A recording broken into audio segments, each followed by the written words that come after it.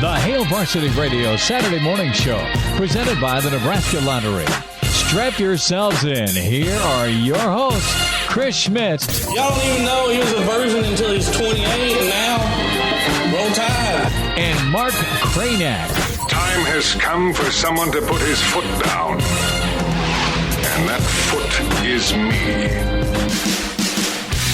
Welcome to it, weekend editions here. It's Hail Varsity Radio, presented by the Nebraska Lottery. Chris Schmidt, Mark Cranack, Connor Clark is in. And man, I mean, he feels like it's Christmas morning today. He's smiling. Finally, he's smiling. He's like, what am I going to get yelled at for? I'm kidding. It's good to see him, Connor Clark. Dude, are you heading home for the holidays, or are you stuck here? I'll be heading out on Monday. Good for you. Monday. Finals go well? Yeah, I'm glad they're over. Yeah. Mark Cranack is with us. Cranack, you remember your first year finals? No, and that's the problem. I wasn't really focused on them. Cranack's like, no. Showed up. Where is everybody? What are you talking about? Huh? Okay, everybody's got number 2 pencils. It was different days back then. That's right. We had stone tablets. Uh-huh. It's the whole thing. You did, to your credit. You got me back in time from South Bend, in time for an 8 a.m. comm law midterm, or actually the first exam of comm law and broadcasting college at University of Nebraska. You're welcome. Mom and Dad's minivan, and you hauled ass well enough to get us from South Bend to Avery Hall in time. And you slowed down enough for me to jump out and jump into the hollowed halls in time. I remember that somehow. You're welcome. You're welcome. We support your matriculation. Yes. Hey, a lot to get to today, and it's been a week, right? Between signing day, Nebraska's kind of 12th-hour haul with some kids. Of course, you have Trev Alberts and Fred Hoiberg, the rumor that never was. Nebraska volleyball flexing because they're incredible between coaching and team. And, oh, yeah, there's still a portal quarterback to go fishing for. Numbers to get in this morning with Hail Varsity Radio. Weekend 466-3776, 466-3776, 800-825-5865. Find us on Twitter at Hail Varsity, at ESPN Lincoln. My Twitter handle, Chris Schmidt at Schmidt_radio. And find Connor at C_Clark_27. Cranack, let us know when you get back in the cesspool. I will, yeah, on it. So let's start with the good, right? Or better yet, the great, and that is Nebraska volleyball, a chance for another national championship tonight. Right. And what is incredible about this team, and really we talk about the Nebraska standard, right? Well, John Cook and his women do it every year, every big match. They may not win it, but man, you know you've played them. And for them to put this run together with the collection of freshmen and seniors and super seniors, and weather an early storm in September with the eye on the prize being December 18th. We are December 18th. Yes, my watch is working. We are. It is incredible. And, you know, Brandon Vogel will be with us in about an hour. He nailed it. When talent and coaching collide, you get what you get in Nebraska volleyball, and they reload, right? We talked signing day now for a third time in December with this early signing period. And, you know, it's kind of a crapshoot for a lot of programs. Who's going to transfer out? You know, I mean, what's the climate of football like? What's the climate of basketball like? And then there's volleyball, where John Cook gets the best of the best of the best, and then it's kind of paid forward and paid down from senior to freshman. And it's truly a competition where you're seeing freshmen in major moments excel, exceed, and then peak. And it's I can't commend them enough, because their expectation is pretty much Final Four every year. But yet they keep delivering And they've delivered for an entire state. Since we're in the Christmas spirit, better to give than receive. Nebraska volleyball gives you hope and pride every postseason, despite what other sports may be doing. Will Bolton baseball is incredible. Amy Williams doing a great job this year. But Nebraska volleyball has been doing the heavy lifting here for about 10 years. Beyond that, but when you look at the rest of the sports scene, Nebraska volleyball has been carrying everybody. Yeah, look, and we all know, yes, nobody's going to feel bad for Nebraska if they don't make a Final Four just because of the riches of talent that they have, right? So, like, they have been recruiting very well. They have been retaining those players pretty well. But look, Texas does the same thing. They're not in the Final Four, right? There's plenty of programs out there that acquire the talent but can't put it all together. And Cook, now clearly being the GOAT, regularly puts it all together, like regularly. Now they had to rely on for a couple of reasons. I think Lexi Sun's reputation exceeds her production right now. Not a criticism, just a fact. It just does. And it's probably because I think this is one of the early things about NIL, right? Where I think some of the concern with NIL was, are the kids going to be focused on the right things? And, well, maybe not all the time. Right? Kind of talked about focus to start this show.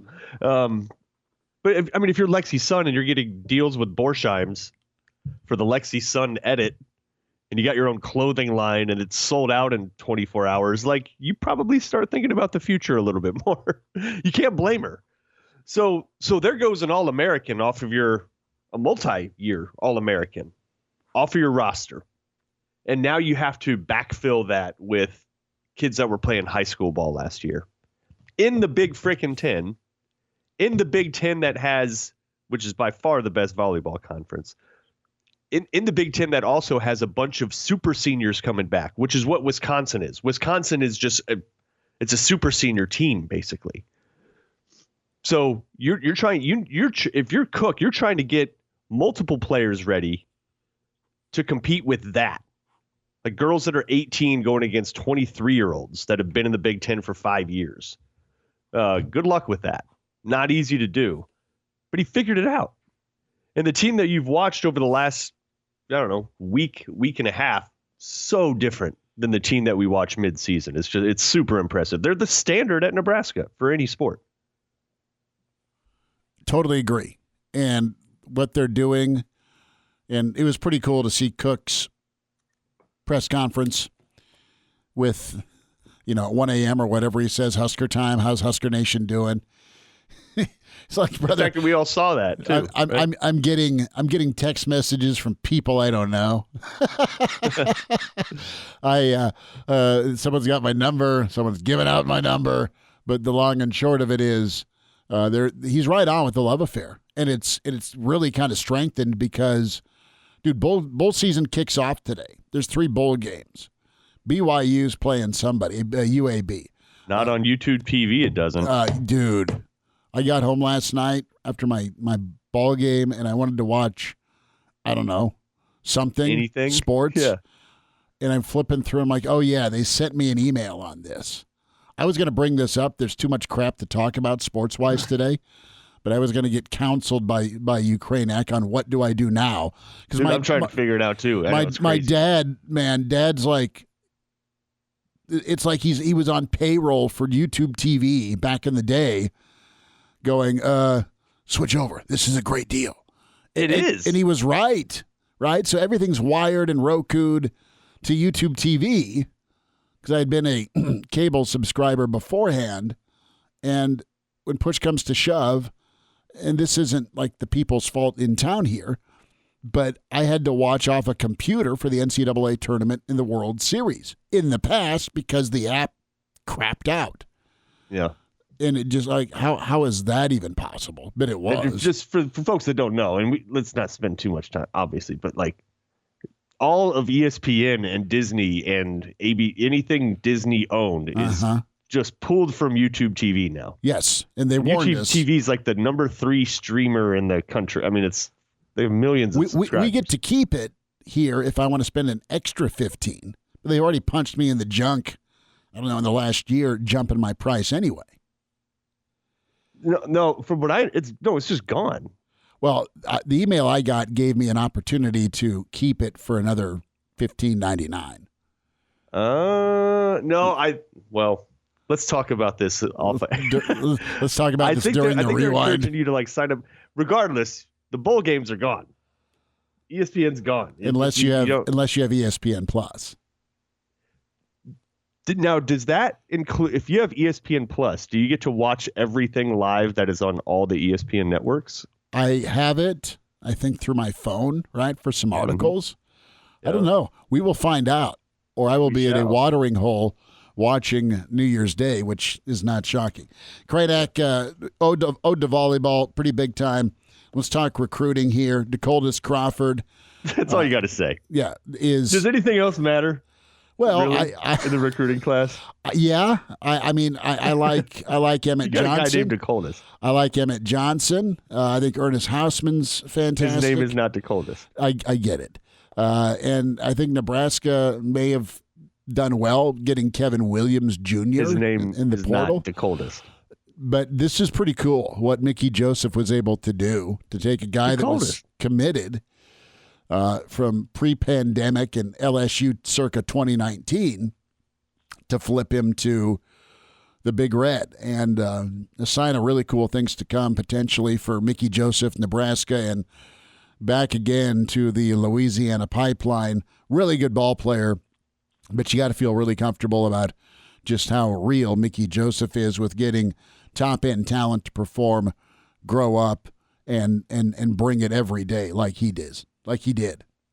Yeah, and just for folks maybe that didn't know, they signed a guy named DeColdis Crawford. I mean, come on. DeColdis. That's his first name. His film's super impressive, too. I mean, really. I guess a lot of these guys' film would be, and you don't totally know the talent level that they're playing against in high school, but he looks like an LSU type receiver, and he was committed to them for more than 2 years. And then after the coaching change, he pulled out, decided to follow Mickey Joseph up north. This is one of the strangest recruiting classes to assess, and knowing the history of Nebraska recruiting classes, even when you assess it, what does that really matter? Because the history of Nebraska's recruiting classes are that about half of them, and especially at the skill positions, are gone in 2 years. They're not even here anymore. So, like, what are we even talking about? Right? We're talking about people that may see the field kind of, but they might just transfer to SMU or Kentucky or Rice or, right? Like, that's what makes recruiting. And on top of that, recruiting typically is all about the high school guys coming in. Well, now there's the transfer portal, right? And that's a lot more prevalent than it's been in the past. So it's like, I feel like that whole system and the way we evaluate things needs an entire relook, if that makes sense. And then think about, by the way, think about December's early signing day. Like that already seems like a dumb idea. And that was just instituted like 2 or 3 years ago. I think this is the last year of it. It was like a 3-year kind of trial deal. All right. Yeah. I think they'll probably push it back to post-January, or maybe they keep February the way it's always been, right? I know. And if they're going to have two, let's do a winter and a summer. Let's do a summer signing period. It's so transient right now. The college portal football numbers are nuts. I don't know what you could actually do about it. I mean, really, like if you're going to open up the ability for kids to transfer, like it's kind of how, maybe it'll take a few years for kids to realize that, because just because you enter the portal doesn't mean you're going anywhere, right? Or that anybody wants you. Phil Darius Payne, by the way, he decided to come. He entered the transfer portal. Kind of saw what was happening there. Was like, nah, I'm coming back. Miles Brennan got talked into staying. Right. Miles Brennan, like Nebraska's big target. Uh-huh. So he goes into the portal. He looks around. He's like, okay, I'm sitting here in Baton Rouge. I got Brian Kelly, who's kind of a quarterback guru, or I can go to Nebraska. I just need that Max Johnson character to transfer out, and he did, to go play for Jimbo, so my competition's pretty much gone. It's weird. It's just the job has changed, and like I'm really glad that Trev got through to Scott on that and was just like, dude, you can't be worried about what plays you're calling. Like, especially now, you can't. I mean, as a head coach, you have roster management is damn near a daily concern now, like way more than it was before. It's crazy. It is absolutely crazy the amount of players that are in and out and keeping track of it all to be able to assemble your roster, to know what you're going to do, let alone build for the future, right? Because you got to know how to treat each kid so that they don't get pissed and feel like they're not going to get a chance, and so they transfer out early. And it's like, we just invested 2 years of strength and conditioning and nutrition and practice, and this kid that just wasn't ready yet, and then now he's just gone, right? Like, it's crazy. Well, it really kind of depends on, who you're recruiting, what's their maturity level, and are they going to listen to coach and peers, or are they going to listen to friends and family in some instances, right? So about playing time and like getting up to speed. So last thought here, and we'll get to our rewind segment here with Ernest Hausmann. Really wonderful story in the Hail Varsity recruiting issue from Greg Smith on Ernest's story. Adopted from Uganda, faced some health challenges, and has persevered. And he kind of shares his story and his football love with us here coming up. So really good to get caught up with him on signing day. Krenak, you've been in the PR game for a long, long time, my friend, and you can parse through and tea leave, or try to, Trev's statement on Fred Hoiberg earlier this week. You can take it for what it's worth. Where were you at?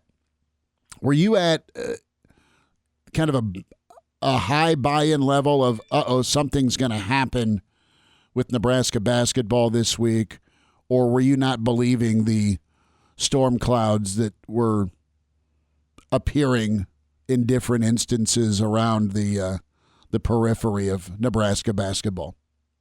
I would say I was leaning more towards there's some reality here, mainly because I couldn't. It just seemed like there was something more going on with the team. They had played like such dog crap for two games. As soon as Abdelmassih was gone, they did. Right. They have played so bad. It was and so once the rumors started coming out, you're just like, oh, maybe they all knew, something was coming, and that's sort of like they're all distracted and right. Like, so I was like, okay, that maybe makes a little more sense. Like, it's one thing to lose, but the way they lost 2 weeks in a row is just, or 2 games in a row is just, terrible. Like, some of the worst basketball I've ever seen probably the worst basketball I've ever seen in a Nebraska uniform. And that's saying something. Right. It was really bad. So the rumors I thought maybe I was like, God, maybe there is some smoke here. Maybe these guys all know something. But then Trev comes out. Now, you look how he words it, though. He just says, we're not under NCAA investigation, right? And like, okay. Doesn't mean anybody's not poking around. Fred's assured me. Yeah. And then he just he's like, and Fred has assured me that, everything's fine. He very much kind of put it out there towards like, hey, this is on Fred. Exactly. And that, to me, that's it. Like, okay, I said what I said. There's no pending, no current investigation going on. With basketball, the rumors are so loud, I have to say something about them. He said nothing about Abdelmassih in the statement. It was just about Fred. So if there is something going on, or something does pop up or creep up, it's totally on Fred. And what has he explained or talked to Trev about?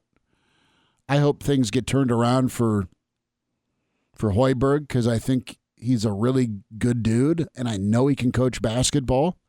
He just, for whatever reason here, the second act in college has not gone well, and he has put every egg in the Abdelmassih basket with recruiting and roster construction. That's on you as a head coach. I hope they get it figured out against Kansas State tomorrow. I know we're not supposed to root, but these kids put in a lot of hard work. They are talented. You got to wonder where their confidence is at. And also, they need some guidance from the adults in the room about decision making. And maybe they'll get that from Fred with him just going offensive coordinator versus letting it be free reign offense. And as far as Abdel Nassi, with health issues and whatnot, I mean, that's if someone puts a statement out that he's dealing with health issues, then I'm gonna believe that. You can question it, but you can believe it on face value, and you hope he gets healed up and healthy. And you hope there's nothing attached to him with some sinister activity. Which Fred is saying, came out and said, no, that's not the case. It's legit. Mm-hmm. And that they're, they had a full week of real physical practice and, changing some things offensively that they really couldn't change before because of quick turnarounds and travel times and sicknesses and all these things. So we'll see. You were looking at a team that bottomed out. The question is whether or not they stay there. Because there's so much season left. They've quit. Are they going to keep quitting, or are they going to use that as a really, really rough lesson? So I don't even know if he could last the year if that level of effort continues. I just think Nebraskans would be. People will not show up to Pinnacle Bank Arena if that's the level of effort. Oh, completely. And they will stop. It'll be interesting to see what the attendance looks like tomorrow, actually. We'll hear from Brandon Vogel, Gary Sharp next hour. And rewind here. We have some thoughts with Ernest Hausmann, Emmett Johnson from signing day. Hail Varsity Weekend. We're presented by the Nebraska Lottery. Now it's time to get back to the Hail Varsity Radio Show with Chris Schmidt and Mark Cranack. All right, that's it! You two guys leave me no choice. No television for a week. What? Let's welcome in part of the Nebraska recruiting class. We say hi to Ernest Hausmann with us. Ernest, thanks for leading off signing day here on Hail Varsity. How are you? I'm doing good. How are you doing? Doing well. So just take us through your day. Take us through the process if you can. And are you relieved that today's finally here? Yeah, it was a really crazy day for myself. I kind of push everything, my morning routine, stuff like that, up a little bit, just so I can get my signing taking place a little bit of after 7 a.m., just so I can get down to the Nebraska staff. And, it was just a normal school day. And then I just finished my signing just a few minutes ago. After school, we had a little tornado shelter, so we had to take cover for a little bit, and then we had to just resume it afterwards. Weather's been incredibly temperamental today all over the state. We just got out of a tornado warning here in Lincoln, and everyone's safe and sound, okay, doing up in Columbus? Everyone healthy, okay? Yes, everyone's good right now. So when it came to Nebraska, and I know Nebraska came hard after you, tell me who you connected most with on the staff, who was kind of your lead recruiter, and follow up with that if you can from a peer standpoint. Who did you connect with on the team when you visited? Yeah, from a coaching standpoint, I really did connect with Coach Rude. He was for, I know Sean Dillon was the first person to reach out to me. But, once he hooked me up with Coach Rude, I really did think it just took off from there. Just him and his football background just is really smart. And, I wouldn't want to play for any other coach like that to spend my next 4 years with. And just not just the football standpoint, him as a person is incredibly very, very nice person, just an easy going person. And, he's just really, really fun person to be around. Just love his energy and, just his vibe that he reflects off himself. So it's just awesome to be around him. And, from a teammate standpoint, how do we do Randy Kapai was the person I really did connect with. He was my host on my official visit. And, him and I just really got along very well, with his similar background, being from Africa. So, I just really think we just really connected from that standpoint. And, we've kind of been through put in the same shoes a little bit in circumstances. And, just to see that we can be able to play on the same team together and the same position and be as teammates, it's just a really special moment. Ernest, you've been one of the longest tenured Husker commits, committing, I believe, back in March. And now you've got to see all the ups and downs of this season, some coaching staff changes. But now that you're signed, sealed, and delivered, can you tell us, was there ever any moments of doubt in your commitment where you thought maybe Nebraska isn't the right school for me, or were you always locked in? No, I was always locked in from day one. Once I knew that when I was going to commit to a school, I either had to be all in or I was not going to commit to a school. And I had a kind of recruitment deadline that I wanted it to be before my senior year, and then I kind of took a little further and I said I wanted before my summer of my senior year so that I could focus through summer training and just focus with my school and my football team.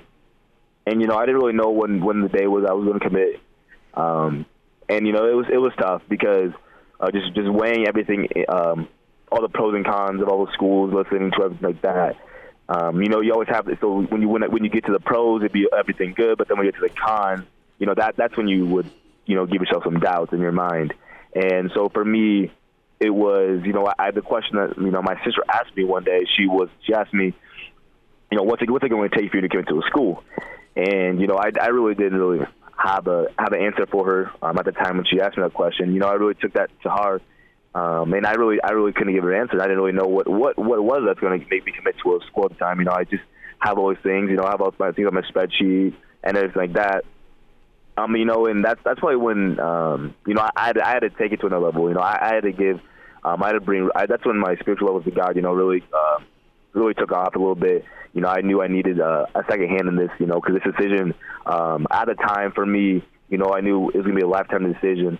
And, no better person than to have God on your side making that decision. And, when the time I knew that I was going to commit, the day I had scheduled Zoom calls with other Power 5 schools that day. And so, I didn't have no clue I was going to commit that day.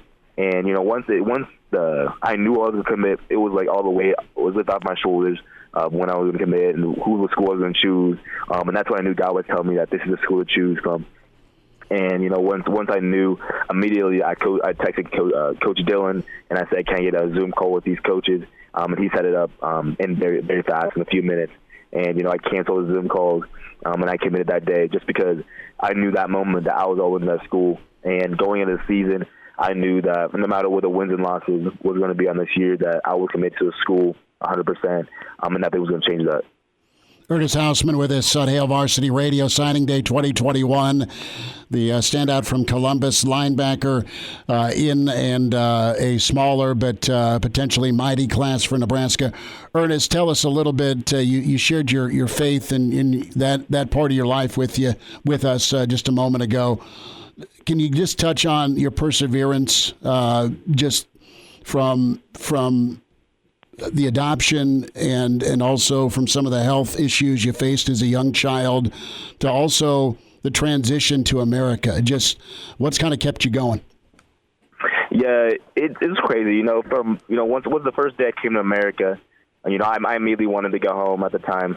And, as I grew up and developed, going through the trials of my life and just never giving up and just keep persevering, I was starting to see some progress. But I would look around me, my friends, and I would see that they're still ahead of the game from me. They're still above me in some areas, and that kind of just kept pushing me. But then there was some times that was harder because I knew some of the things that I couldn't fix, and at the time, especially the physical therapy, with the foot, I can't control when I was going to get feeling completely of my foot and be able to do the things that they were able to do. So there was some things early on that I couldn't control.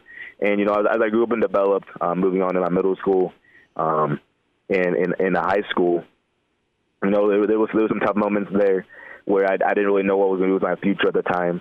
And, and I truly believe, that's the time when spiritually, I really did take off, during my early high school moments, when I needed him the most, especially making decisions and just to see what I would be doing, And the question that really kept up popping in my head, this time of difficult moments was, why was I chosen out of all my siblings to come to America? And, that question alone really just motivated me to make the best of this moment because, my parents in Africa, they gave up a lot. And I know that I know that they would want me just to make the biggest impact possible. That's my truly only goal in this. I want to make the biggest impact on this world as possible. And, I'm thankful and blessed enough that I can make this impact. I'm going to be able to play football for Nebraska and be able to make an impact at a statewide level and globally as well. So, it's really been a blessing.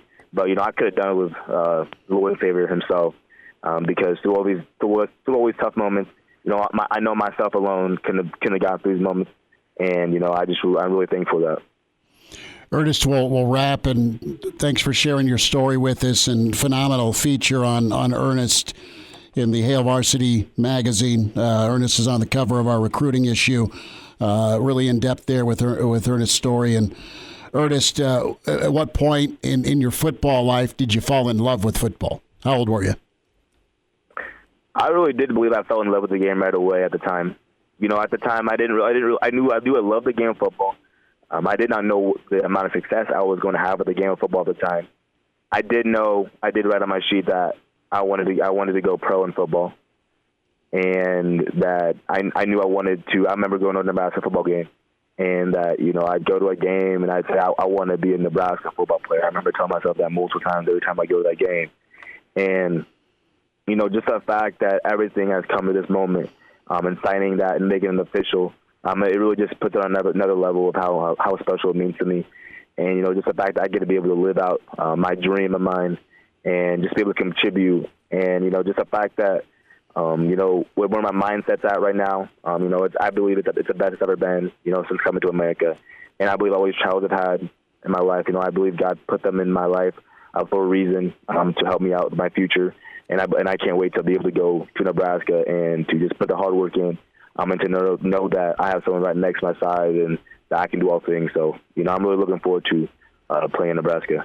Ernest, best to you. We'll chat again and enjoy your day. Thanks for sharing your thoughts. Thank you. Take care. Part of the Rewind, Ernest Hausmann, big-time linebacker out of Columbus. Really incredible story of perseverance for him, his life, his story, and big thanks to Ernest for sharing that with us.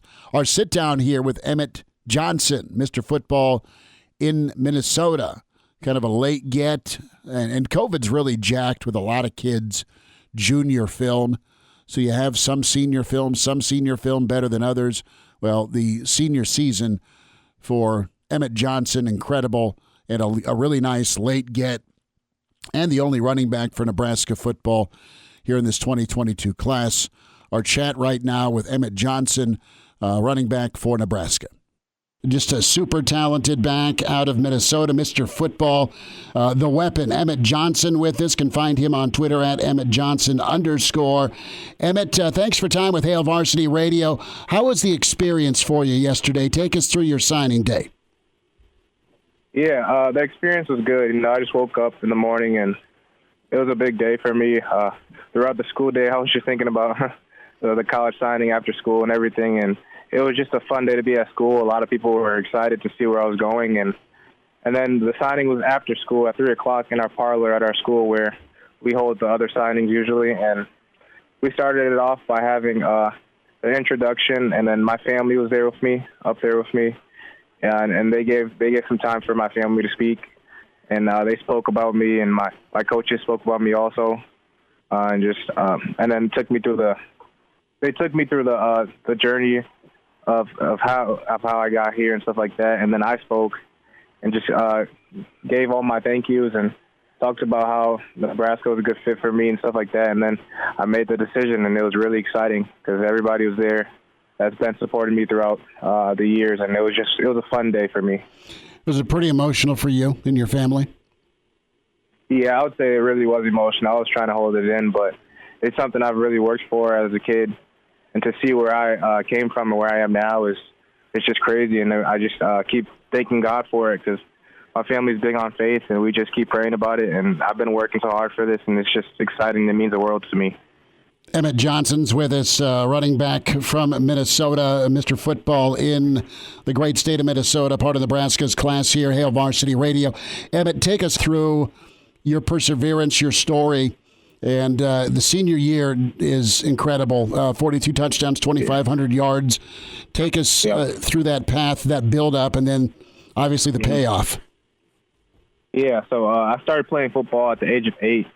At McCray Park here in South Minneapolis, and I fell in love with the game ever since I was 8 years old. My parents are both from Liberia, Africa, and they came here when they were about around my age, around 17, 18, and football is a sport that when I first played, I just fell in love with the excitement of it, and I really wanted to be good at it. So I really spent a lot of time during the off season working on my craft. Me and my brother. We didn't have like a role model or anybody to look up to. My parents, they played sports, but they didn't play football and stuff like that. So we just worked out every off season, and I started to realize as I got older, the competition got better. So that's just how much harder I had to work. And as I started playing, I was playing really well, and I just kept working. That's all I just kept doing is working. And then I chose to attend the Academy of Holy Angels, in which I came in my freshman year, and it was really rare for freshmen to play at Holy Angels. So I came in, and I worked really hard, and I made special teams and stuff like that my freshman year, played a little bit of offense, a little bit of defense. But I didn't really get the amount of playing time I really wanted, but it was a good lesson for me and just made me work even more harder. And it was a big lesson for me that I took into that next year. So my sophomore year, I came in and started over a senior at running back. That was my first time starting on varsity for offense, and I took advantage of it and just showed the hard work I paid off. I think I had over 1,000 rushing yards my sophomore through senior year, but I think I had 1,200 yards that year, and we went really far that year, lost in the semifinal game against a really tough team, and that was a really great season for me, but it was another lesson that I took into my junior year. So junior year we had COVID, which was bad, and well, we had a half season. We had the blessing to play a half season, and I capitalized on it a lot. I think I had 1,000 yards too, also, but it was a half season, so I was on my way to 3,000 yards possibly if I would have kept playing. And we won the section championship and made it to state, but we didn't get to play in that. So that was something too that really is a bummer. But again, that same off season, I went to camps and just worked hard, kept working out. And my senior year, it was the best year for me because it was just my last time playing for Holy Angels, and the harder work I put in just started to expand, and I started to get faster and stronger. I got faster through running track, and that really prepared me for this senior year season. Every game, I had over 100 rushing yards. We played top teams in the state, and I had eight or more games with 4 or more touchdowns. So that just shows the hard work I put in, and it's not even just that. I just do whatever it takes for the team to win. I also play defense. If people didn't know that, I play safety on defense, and I had a lot of I was second in tackles for our team, and really just whatever it took to win the game. But that's just my story on how I came up from a young age, and the hard work that I put in really paid off now, and that led to this great season in which I wish we could have won the state championship, but we had a really great season, and me winning the Mr. Football Award just meant everything too, because it's something I dreamed about. And so now I'm here, just made my college decision, and I'm ready for the next chapter, and I'm just going to keep working hard and see what happens for me. Talking with the newest Husker running back, Emmett Johnson, here on Hail Varsity Radio. And Emmett, for any Husker fans out there who haven't gotten the chance to see you play yet, whether it be in person or on tape, is there anyone in the college or NFL that you've tried to model your game after, someone who you say, that's how I want to play. I want to be just like that guy? Yeah, growing up, I watched a lot of Adrian Peterson here for the Minnesota Vikings. I watched him play, and people also say I play similar to Reggie Bush. Those are two people that I've watched a lot of film on, and my game is similar to. And yeah, I took little notes from his game growing up, and I really watched a lot of his games, and I watch his highlight before every one of my games, and you can see in the film that the stuff he does in the NFL is similar to the stuff I've been doing in high school. But now to actually be in high school and beat his rushing record and touchdowns and stuff like that, it just means a lot and just shows the hard work I put in. But yeah, those are people I looked up to. And those are the two people I really looked up to. And outside of just football, I would say Michael Jordan and Larry Fitzgerald are two people I look up to as well, and just how they carry themselves, not just on the football field, but their mentality. For Jordan, it's his mentality that I take away from him, and just to have that mentality. Same with Kobe, Mamba mentality, just trying to go out every day and be the best player I could be. And Larry Fitzgerald, he came out of my school also, Holy Angels, and he's somebody that I've spoken to a couple of times, and I just see the way he carries himself now, and it's just it's a blessing to be in this opportunity and be on this path, because hopefully one day I could be just like those players. So, Emmett, who did you connect with Nebraska? Take me through Nebraska's recruitment and how it felt like a fit. Yeah, so I first talked to Coach Shenander and Coach Brown, and I came to my first game when you guys played against Iowa, and I just felt loved ever since I stepped on the campus. I got there and I met a lot of the coaches. You know, they showed me around. I got to go on the field before the game, and I just seen the environment, and that's just something I would love to play in front of. It was just a really nice environment to be in, and just meeting the players and meeting all the staff and everything, I just felt really loved. Coach Frost, he just told me about the good things he likes about me, how competitive I am, how much of a leader I am, and that just meant a lot. So, and they took the time out of their day to come here to Minnesota and visit me, which is another blessing. And it was the most love I've been shown. You know, the kid being from Minnesota, Nebraska showed me the most love, and that's just the place that I thought would be perfect for me, and not even just football wise, but academic wise. But the coaches that I really talked to a lot was Coach Brown. I've been in contact with him the most.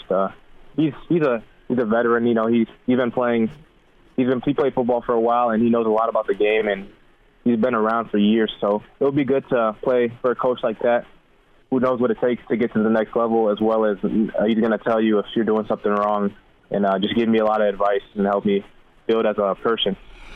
Emmett, do you know who's going to be coaching you? Yeah, so I think Coach Brown will be the running back coach. I'm not for sure, but he may be the running back coach. I just met the new Pittsburgh offensive coordinator who came in. Also, it was nice to meet him, and I just know that their offense is really good at Pittsburgh, and I watched them on them too as well. So I'm really excited for what he has for the offense this year. But I know Coach Brown will be around. He's been around there for a long time, so I don't think he's leaving anytime soon, which is great. So it'll be fun to play for a coach like that. Coach Brown's done a great job for decades at Nebraska, whether it be wideouts or running backs. He's really developed well. Emmett, we'll wrap with this, and it's been great to meet you. Emmett Johnson with us, Mr. Football in Minnesota, at Emmett Johnson _ on Twitter is where you find him. And a big-time back guy. I just like your combination of size and speed. And is that fair to say that it's you're not just kind of a one-trick back, but you're pretty multiple with what you bring in the running game?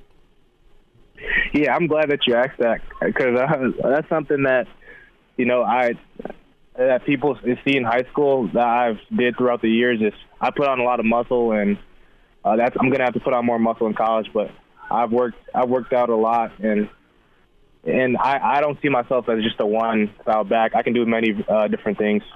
I'm actually a really good route runner. I can get into space. I can get you the tough yards. I just have a tough mentality, so that's something that I'm able to adapt to a lot of different offenses, which is why I'm not really worried going into college, because I know that whatever the coach wants me to do, whatever it takes to win, that's what I'm going to do to win the game. So I'll say my style of running back is I can do a little bit of everything, which is great, but I'm going to improve on every aspect just to be the best player I can be and help out the team as much as possible to get the win. Do you like between the tackles, or you like bouncing it?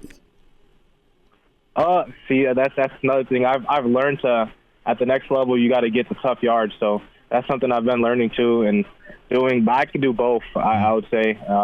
I mean, I like making people miss a lot because that's just something that I'm really good at with my cuts. But I've also learned to get the tough yards, and those yards add up. So whatever it takes and whatever a coach needs of me, that's what I'm willing to do. Emmett, best to you. Congrats, and we'll talk again. Thanks for your time today. Yep, thanks for your time, too. Thank you. I appreciate it. The Hail Varsity Radio Saturday Morning Show, presented by the Nebraska Lottery. Strap yourselves in. Here are your hosts, Chris Schmidt. Y'all don't even know he was a virgin until he's 28, and now, roll tide. And Mark Cranack. Time has come for someone to put his foot down. And that foot is me. Welcome to it, Hour 2, Weekend Edition, Hail Varsity Radio, presented by the Nebraska Lottery. Chris Schmidt, Mark Cranack, and Connor Clark is producing. Congrats to Elijah Herbal. He is walking here in a few hours.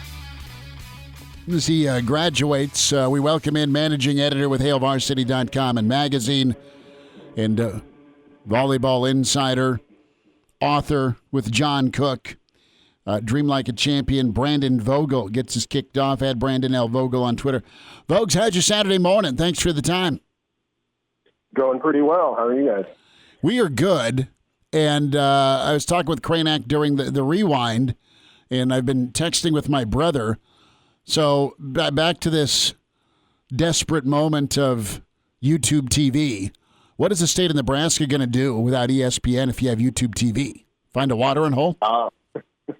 Yeah, Pinnacle Bank Arena is open tonight for a free watch party, which might help cover some people, I suppose. But yeah, this is going to be interesting. I have a feeling that right around first serve, we might have a handful of people realizing, hey, ESPN's not where I used to finding it in my YouTube TV lineup. You know, it's pretty remarkable. I kind of, as cable went away. I mean, it's still around, of course, and you move to this, this kind of seemed inevitable. Like, everyone kind of puts a fence around the properties they own, and it's not good. I don't think this is better for the consumer. It may have seemed so early on when prices were cheaper, but now you got to have 12 different subscriptions just to get everything you had with one. Yeah. It's all this, and by the way, in the telecom industry, that's been predicted for years. They're just like, Cranack's the smartest man alive right now. He's like, yep, I knew this was coming. Well, seriously though, they had been saying that back when I worked at a cable provider for years, and they're just like, all the costs are programming costs. Like, it's just that simple. So, like, yes, you're gonna have these new entrants come in, and they're gonna, they're gonna lower prices. But they're not going to be able to keep them that way, and then they lose. Yeah. So here we are. Yeah. So the key thing is you need to find where to watch Nebraska volleyball. Period. End of discussion. That is the mission for Husker Nation today.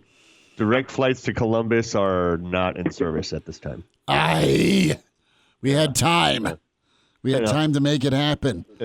Vogues, so let's spend time here on the here and now with Nebraska, this team, and what Coach Cook has done with his women. And what were your expectations? What did you think was realistic with this volleyball team, knowing what was coming back and knowing what was kind of in the cupboard? Yeah, pretty high. I mean, in our August issue, so our volleyball preview issue, I wrote that, Nebraska kind of starts every season with 99% confidence in how high they can possibly go. And I wrote that, just adding this freshman class, it's hard to kind of, one, exceed expectations because they're so high permanently, but also kind of keep raising them. You're talking about fractions of a percentage point there. And I thought this freshman class had the chance to do that. But, that's no matter how good the freshman class is, it's still a bit of a roll of the dice because they're playing at a completely different level for the first time. And, as we went through the season, you clearly saw the talent with those freshmen on the floor, but you also saw the bumps in the road. So I kind of went into this NCAA tournament thinking, well, if they can get on a roll, they certainly got a chance, but they were the 10 seed for a reason. I thought that was a pretty fair seeding for Nebraska. So to see them get here, I would say that's exceeding expectations that I had going into the tournament. Brandon Vogel with us on Hail Varsity Radio. Brandon, serious question. How many women 6'7" or taller have you ever met in person? And actually talk to? How many women 6'7" or taller have you met and talked to in your life? The answer is not enough. Probably none that I can remember. Like, how many have you seen in person? Like, sports aside.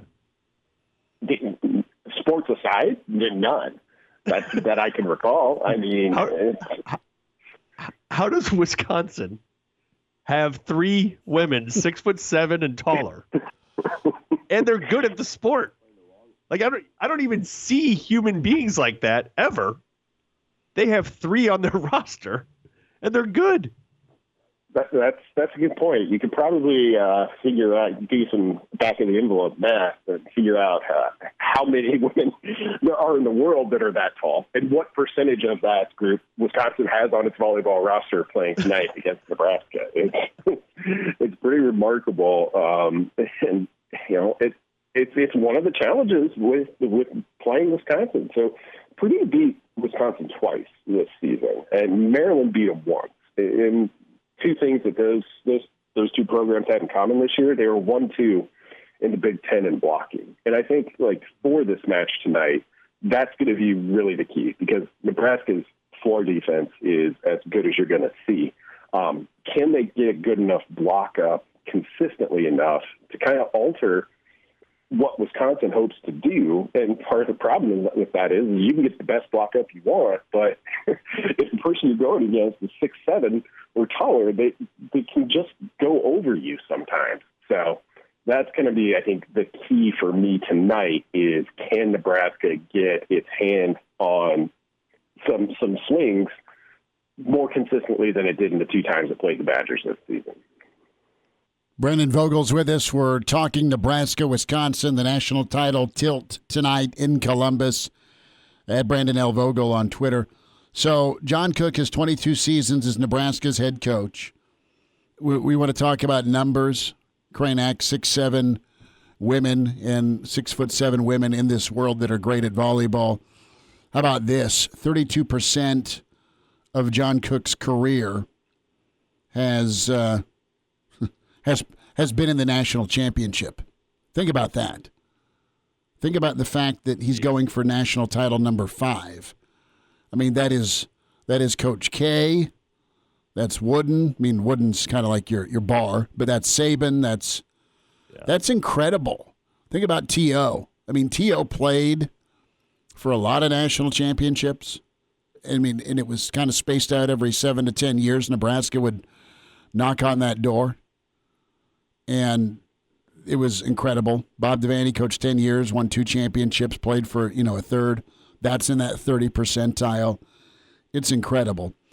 Vogues, talk to me a little bit here about the mentality and kind of the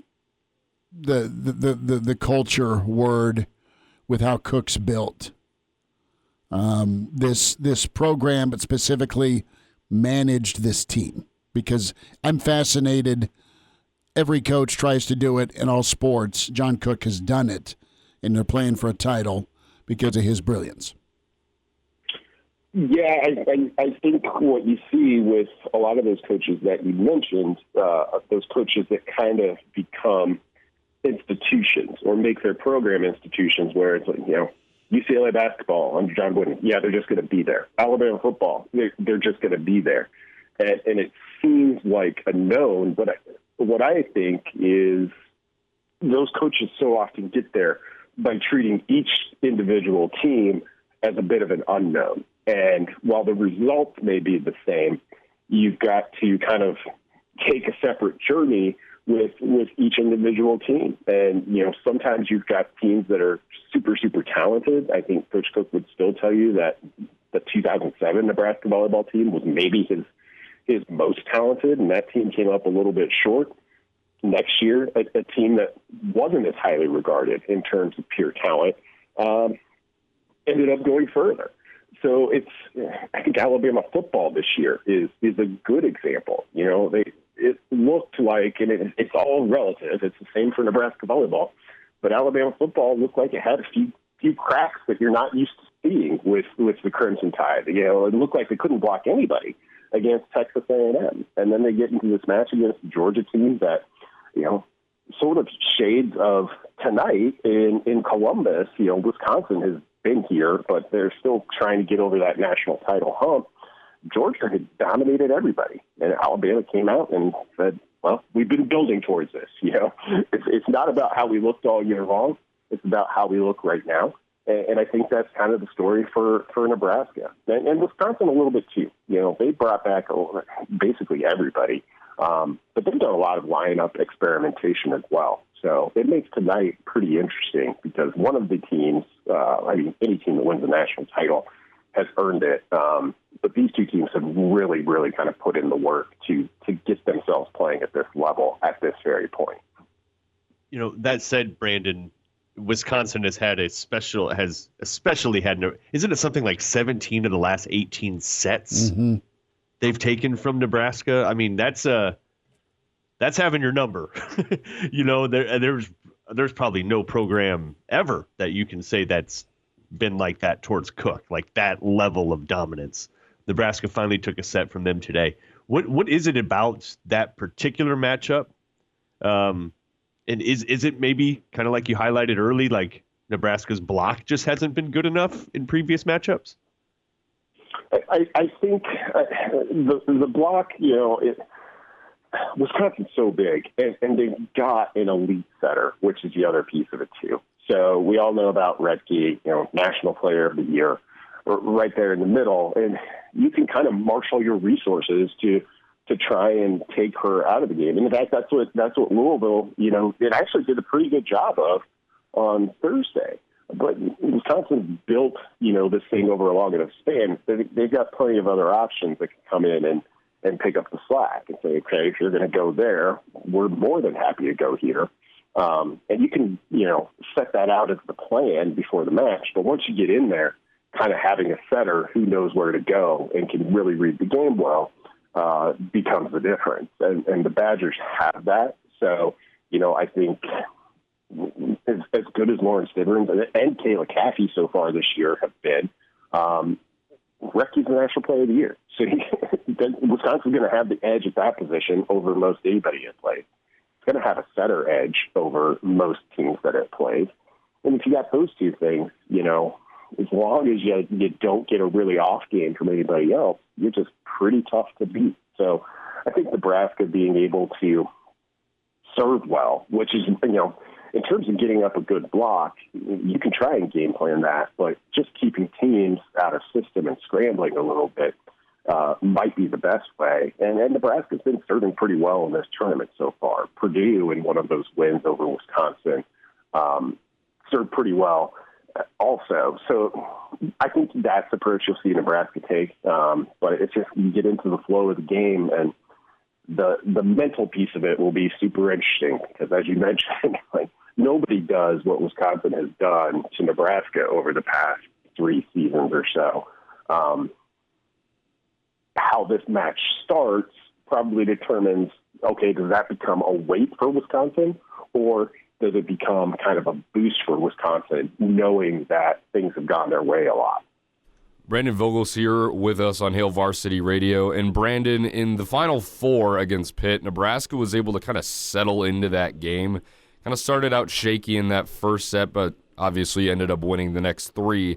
And usually when you're in such an environment such as a Final Four in any sport, it's hard to settle in but still come out on top. So can Nebraska afford to try and kind of feel things out in that first set, or do they need to attack right off the jump to try and win this thing tonight?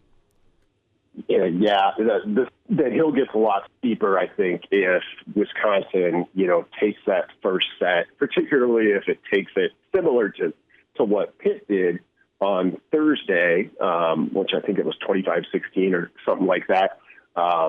Came out. Coach Cook, I think, said after the match, she's like, boy, I was thinking maybe this is going to be a quick night for us, and not a quick night in the good way.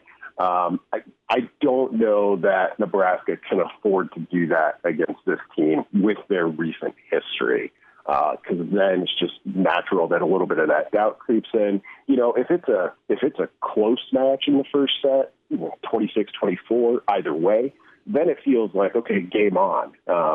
but you basically leave yourself no outs if you lose a first set to a team like Wisconsin. You pretty much got to win set number 2, which is what Nebraska did against Pitt. And not only did it do it, it did it in pretty dominant fashion. It basically flipped that result entirely. And then you felt like Nebraska had momentum going into the break. It's tough to count on that happening against a team as good as the Badgers. Brandon Vogel with us on Hail Hail Varsity Radio. Put the cigarette out first. Listen. Oh, I didn't know you. Yeah, that's a good idea. Hold on. Let me just extinguish that. Okay. We're good. You know what was interesting, Brandon? The way Nebraska beats you can be subtle, too, because, the Pitt coach in the post game, I kind of couldn't believe he was even saying it. They were just, and it was right after the game, so maybe he's emotional, after Nebraska beats him. He's like, paraphrasing, but it wasn't really Nebraska. I mostly just think we just didn't have a great night offensively. I mean, like not one of our outside hitters hit over 200, and that's like the first time ever. Wonder why. It's like, bruh, you're not seeing maybe why that happened. Like Nebraska had a little bit to do with that, and even the players are just like, it wasn't really anything they were doing. It was just we had it. Like really, you just happen to have your worst night against one of the best defenses in the country. It's subtle, isn't it? It is, and I mean, I think that's kind of the key difference between being a team like Maryland or Purdue, which kind of puts up this huge block, and the athleticism jumps off the court at you as you watch those matches, versus Nebraska, which is an elite floor defensive team. Like it's kind of a cumulative frustration when you just can't put balls away. Maybe everything goes well, the set's good, you get a good swing on it, you go over the block or around the block or whatever it takes, and the ball just doesn't go down. And Cook has talked about that, when we were writing the book in 2016. Like, I think he really enjoys that piece of it, of the feeling that you get into these matches against fellow elite teams, and they just start to realize that they're running out of answers, because floor defense is you set it up and you try to make sure you've got all of the angles covered and everyone's where they need to be. But it's largely an effort thing, to compare it to football or something like that. It's kind of the blocking and tackling of it all. And if you can be excellent in that area, a team's got to be really strong mentally to kind of keep at it. It's those teams that run the ball, even when it's tough to run the ball. That's what Nebraska asks its opponents to do in kind of a volleyball context. Brandon Vogel's with us, SaleVarsity.com and magazine. His book with John Cook, Dream Like a Champion, might need to be in your stocking this holiday season. And what a run for Husker volleyball. Vogues, we'll end with this, bud. I want to switch to football for a moment. Do you like the class? It's small, but could it be mighty? Do you like what Nebraska's done? And do you have a DeColdest stocking hat yet? I don't, but I'm hoping we can get a rush order on that for next week. Come on, Santa, I need you to come through here. The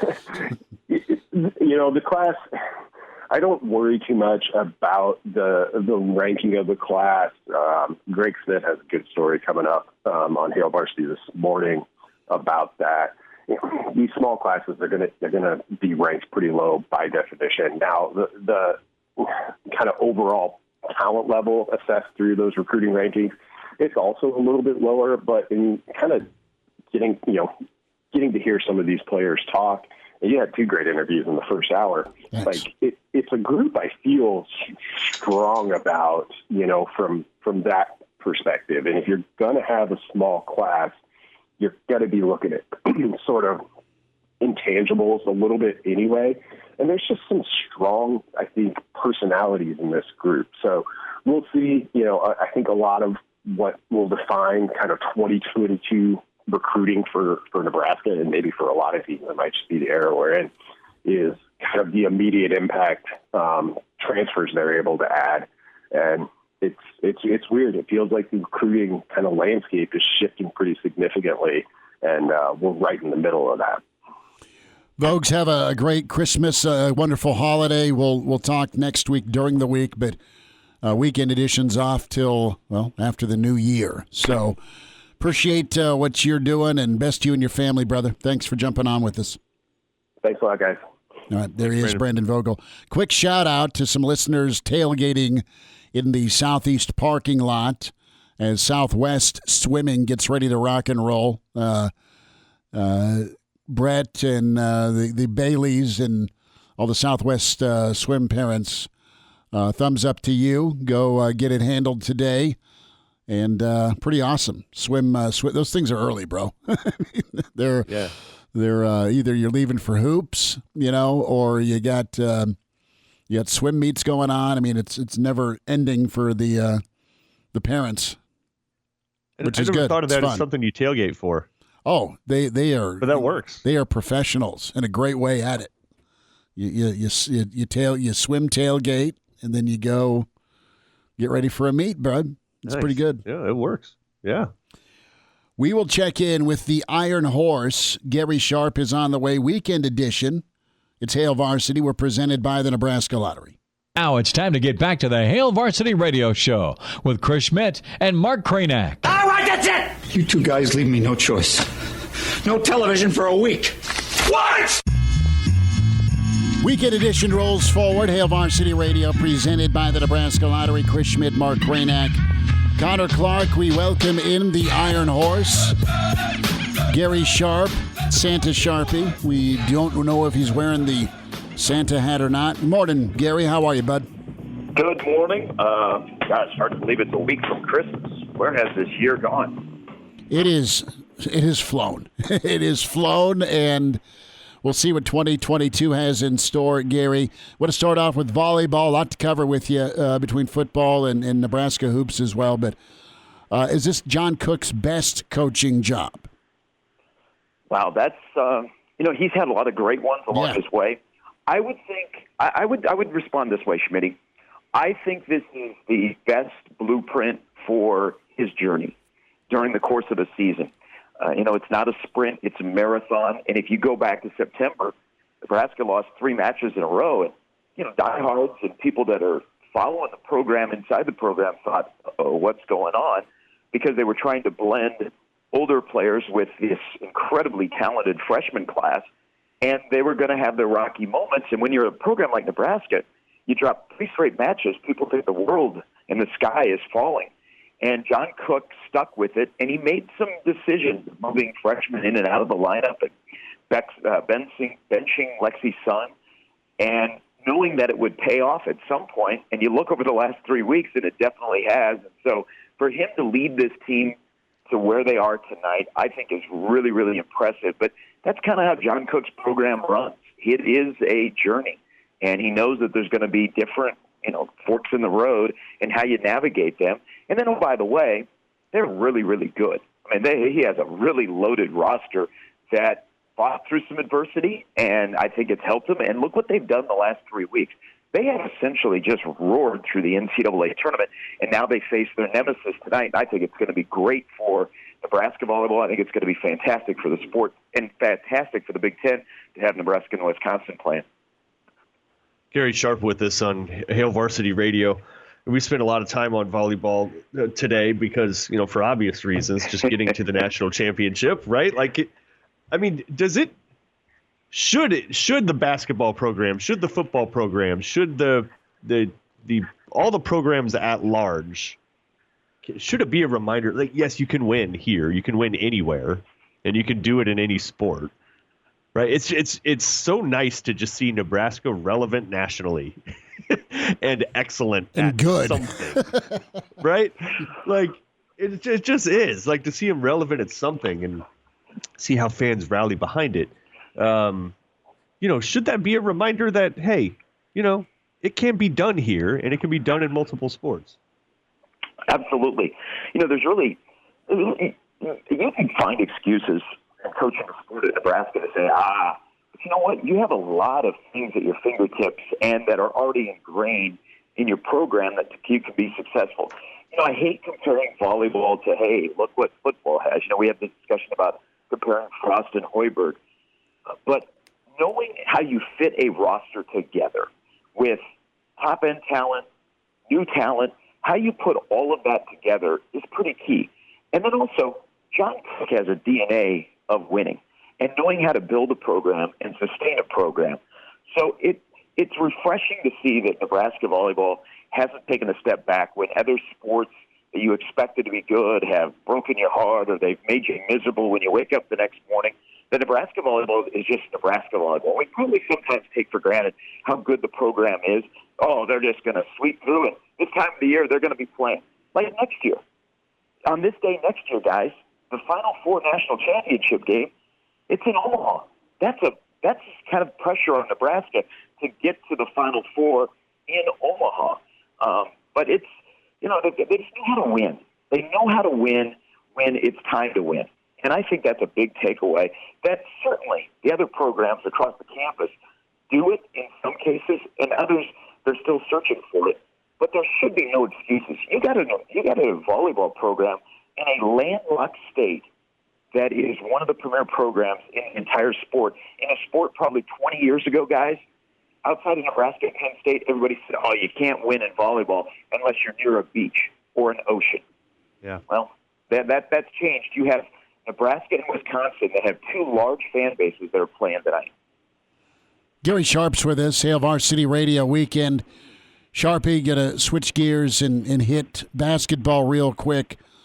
What do you believe with Husker basketball? Trev's statement was out there on Tuesday. This week feels like 10 weeks, just how busy it's been. But, yeah, there was a statement by Trev. There was supposed to be, an article the end of this week that never happened. You still have a coach that's on medical leave, and you have a team that's reeling, trying to get right tomorrow. How have you kind of encapsulated the week that's been for Fred and company? I know the kids have had finals, and they're trying to find their way out of a tough stretch. Kind of all aligned. You're struggling for 5 and 6, back-to-back 30-point losses. I think Trev did the right thing the other day in addressing it because the rumor mill for a week had just blown up, and it was everywhere. And I don't believe there was ever going to be a story this week in the USA Today. I mean, I went and picked up a copy yesterday. I couldn't find it. Mm-hmm. So I think it was important for Trev to get out in front of it and just kind of acknowledge it and say, hey, this is what we did. Until Abdel Massey is either back or not with Nebraska basketball, any questions are going to linger. And how does this current team block any of that stuff out? Because while all of us are being asked about it, the players are being asked about it. Hoiberg's being asked about it. In the industry, they're wondering, hey, did Nebraska cheat? Are there going to be changes there? Is Hoiberg going to be gone before the end of the year? They've got that on their plate as well. And how do they handle that? Because the last week was not good to Nebraska basketball, and you're wondering, where are they going? And tomorrow becomes a very important game to hold on to a fan base and to hold on to a season, because now it looks like you're over your illness. You may not have Derek Walker, but you're back home. You're playing a good Kansas State team, not a great Kansas State team. Tomorrow shapes up as a pretty important game for Nebraska to get off the snide and also to kind of tamper down all of this outside noise. But until there's a resolution, until Abdel Massey is back on the sidelines or whatever happens, people are going to still have questions. And the way to slow down some of those questions is to win and to put together a win streak and make people feel better about a team that there was a lot of optimism at the beginning of the year.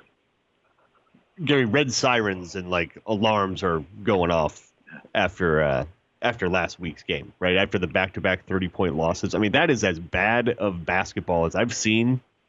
I mean, that's really poor basketball that Nebraska was playing. The worst I've seen, really.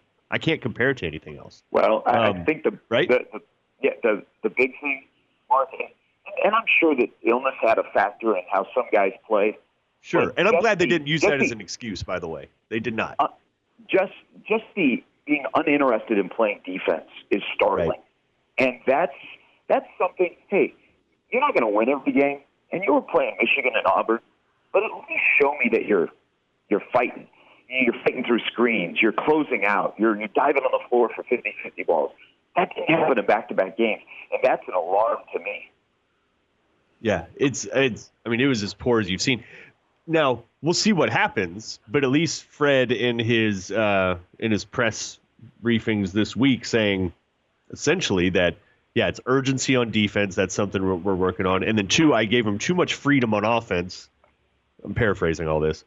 They couldn't handle it, so now we're putting a lot more structure in. I mean, it seems like he's at least addressing the things that we all see too, right? And do you give it a fighting chance, though? Is that something, can you instill effort and intensity at this point in the season, or is that something that's done, months ago in the gym? No, Mark, you are spot on. I think that's tough to all of a sudden, when you've gone kind of, I'm not going to say laissez-faire, but you guys kind of understand what I'm saying. Mm-hmm. And then you turn it up and say, we got to get after it, guys. Punch him in the mouth. That's a turn that I don't think works real well. I don't know how Nebraska is going to be slowing it down. It actually benefits them, I think, but I don't know that they have the parts to run a slowed-down half-court offense. I think they are what they are on offense. And if the shots fall, it looks great. If Verge is not throwing behind-the-back passes in the lane, it looks great. If Trey McGowan is out there to help to get guys in and out of sets and to settle things down on the floor, it looks great. But right now, it just kind of helter-skelter. And there's another part of this whole equation about this team, where they're going, is, gosh, the basketball IQ decisions at times are just mind-boggling, where guys dribble into traffic or, what they do when they get to the glass and the shots they put up on the glass, or, what's in this scouting report that they're not following. And those are some things that you just can't snap your fingers or a week of practice and say, we got them fixed. So add all those up, it is a concern about where Nebraska basketball is. But first and foremost, at the top of the list, they got to hit some shots. They got to hit shots when they have them. They've got to take good shots. We talk about taking team shots that are good for the entire team, not good for the individual. They need more team shots, and they need them to fall. Sharpie, we'll wrap with basketball, and we'll get your take on signing day in a second. Fred knew from the get-go. You go back to his first presser, his first early thoughts on this team, with the talent, with the hype, with the love fest, the excitement. We all, know what Nebraska basketball can be, and we remember pretty vividly some of the really good teams with the talent. But he preached and talked and hinted about role acceptance very early. And I know he can talk and talk and talk to the guys in the locker room about role acceptance, but ultimately it comes down to those guys, whether they're freshmen or a transfer. Man, you just gotta want to be unselfish. And I think Verge has done a better job of playing under control, and he wants to win. I think he cares, and I think he's tried to dial it back from some early, maybe some early forcing. But man, you've got some of the transfer guys, or a guy that's in his 6th year that's kind of your microwave bench guy, and Kobe Webster, who I really like. But it seems like a lot of guys, and then even with Bryce, some of his shot selection, because dude wants to be in the NBA draft here next June. Guys just got to absolutely kind of humble themselves, and it's easier said than done if peers are the ones that get it across. They really, truly, starting tomorrow, got to check their own personal wants at the locker room door, and I just don't know if it can happen. I mean, you never say never, but we've seen too much go wrong, and then you start losing, by the amount they've lost. This could really, really be a tough season. Yeah, who's gonna step up? Who's gonna control the locker room? Trey McGowan's on the scooter is not good for Nebraska basketball. Exactly. I just think it's, once again, guys, it's a weird fit on the roster.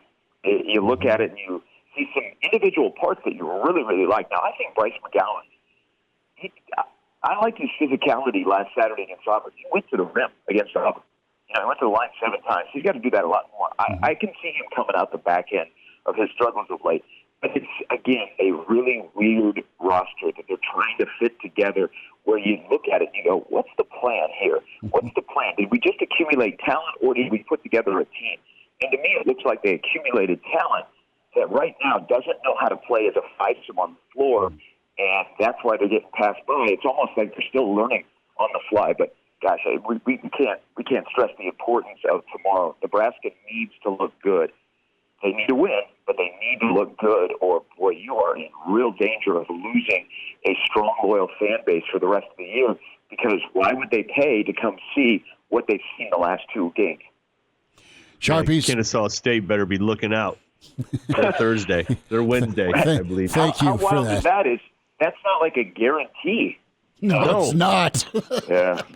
No. Sharpie, your take on signing day, Dakotas Crawford, Mickey Joseph, pretty big time, smaller class.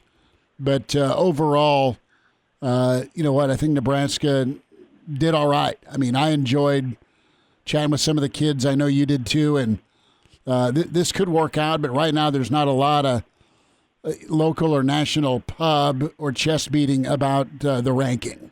Yeah, you didn't win your state. This was a really good state this season. You didn't get the quarterback that draws a lot of buzz to your recruiting class. I think it's some pieces that you're going to need to develop outside of Jaden Gould, who I think will be on the field in Ireland to open up the season. I think that's a huge get for Nebraska. It was a class that was going to be small. And if that's going to be small, you got to hit some home runs. And Nebraska clearly did not hit enough home runs. So it puts a lot of onus on this small class to stick together for a while, not have a lot of attrition. But it also puts pressure, and I think it's okay because there are nice pieces in the 21 class that have already been on the field and in some cases have started games. You're going to need that class to stick together and get a huge contribution out of it. I think that we're there's two areas that will improve 22. It's the guys that are already on campus, and it's one or two guys that are coming out of the portal. I don't think it'll be anybody outside of the, inside of the 22 class that will impact the 22 season. But Nebraska can never have this again. I know in terms of numbers they won't because of the extra COVID year, but they can never, ever again be where they are in recruiting rankings. This is a program that needs to be at least in the top 25 and squeeze inside of the 20. But it was a weird year. I mean, look at the top 7 in the Big Ten. We're out of the East. The bottom 7 were out of the West. We talk about, West is a development league. Yeah, they're going to need a lot of development after the class of 22, which was not strong for this division. Gary, so I agree with you that talent acquisition needs to be good for Nebraska, of course, right? Like that just needs to be good. But there's so many sources of that now, right? There's transfer portal, there's recruiting. It's so different that when I look at team recruiting rankings, I do not care about those nearly as much as I used to.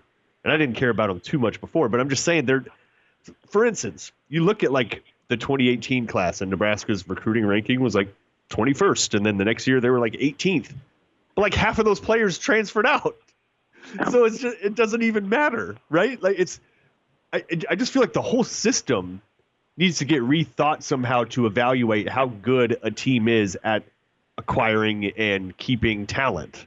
Think about like Samori Toure. He doesn't even count on any recruiting ranking anywhere, and he led the team in receiving last year.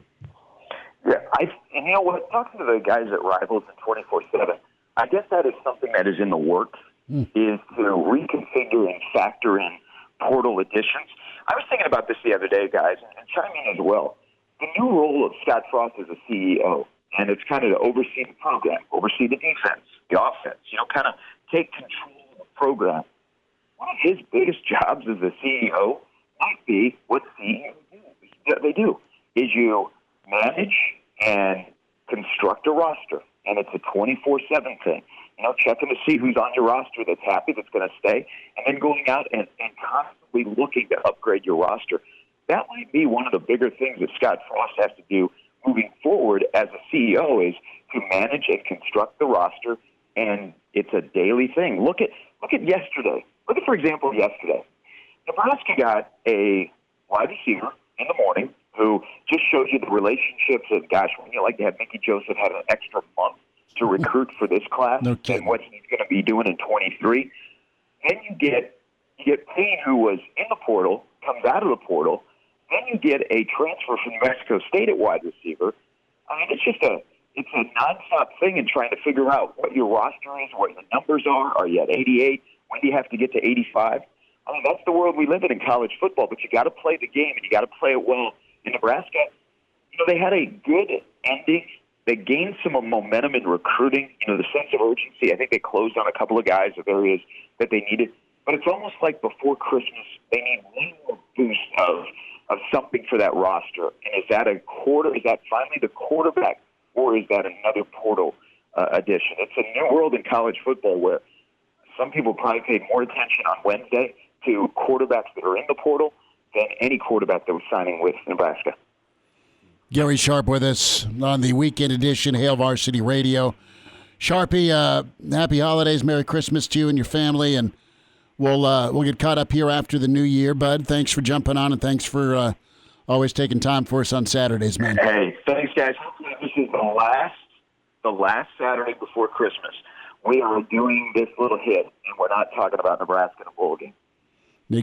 Exactly, right? How BS is it that this is year 5, right? Where everyone else is using a little suntan lotion here to start the new year and home for the holidays. 5 years. Yeah. Rutgers in Nebraska, and only 3 that have not played that bowl game. Nope, that's a bad. Remember making list. fun of bowls? And just be like, oh, I got to go to play in Detroit. Everyone gets to go. No, you don't. Sharpie, take care, brother. Thanks again. Merry Christmas, guys. See you, bud. There he is. We used to make fun of him all the time. Make fun of bowls. You had to go to the Alamo Bowl. You suck. Blue Bonnet Bowl. What are you doing? What is this Music City they talk of? Oh, wait. Oh, That's I know. the last bowl Remember game. that? That was even a thing. Like, oh, can't believe that Pelini's let this program slip to the music. All he's done is get him to freaking bowl games. Get him to 9 or 10 wins. Son of a. All he did is beat Georgia. Gator Bowl? Really? Come on. All he did is beat Clemson. I know. And Georgia. He popped a blood vessel on the sideline, but all he did was beat Georgia and Clemson. So if you figure that Nebraska, when they climb back, it'll probably be to like Detroit or Boise or something like that. I'll go to right? Boise. I'm not going to Detroit ever. You're just not. No, that's not happening. Never again. Kradak, we'll talk after the new year, brother. Godspeed. Happy holidays. Bud. Merry Christmas. Happy holidays. Connor, best to you. Have a good trip home, man. Thanks so much. Back at you Monday on Hail Varsity, presented by the Nebraska Lottery.